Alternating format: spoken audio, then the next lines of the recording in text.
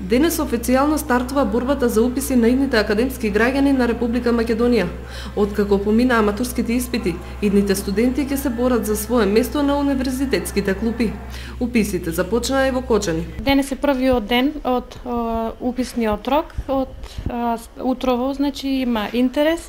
Запишавме студенти, значи во текот на денот очекуваме зголемување на бројот на пријавени студенти, исто така и утре и задутре, значи се денови за упис, така да мислиме дека голем дел од квотата која што е предвидена, значи со конкурсот ќе биде исполнет.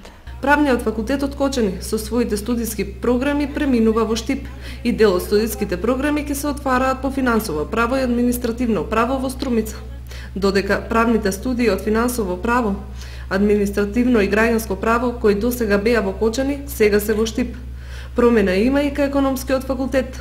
Дел од студиските програми на овој факултет кои ќе бидат во мирување во Штип, тие студиски програми ќе се отвараат во Кочани. На економскиот факултет кој што сега се дисперзира во Кочани се предвидени две насоки. Едната насока е финансиски менеджмент и другата насока е здравствен менеджмент.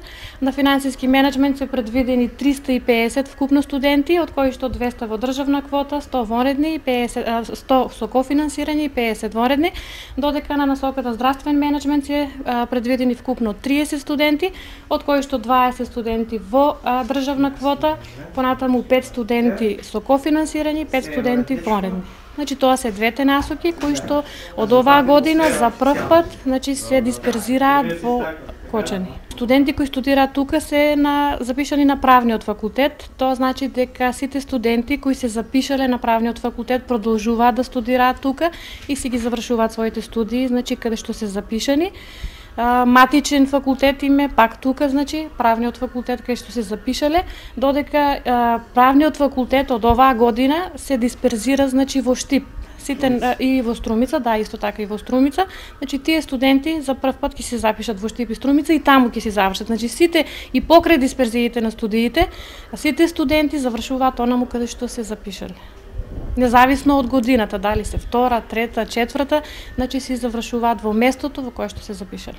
Идните студенти документите ги доставуваат во ректоратот, каде електронски ќе може да се видат на кое место се рангирани според бодовите од успехот во средното образование. Резултатите од запишувањето ќе бидат објавени на 20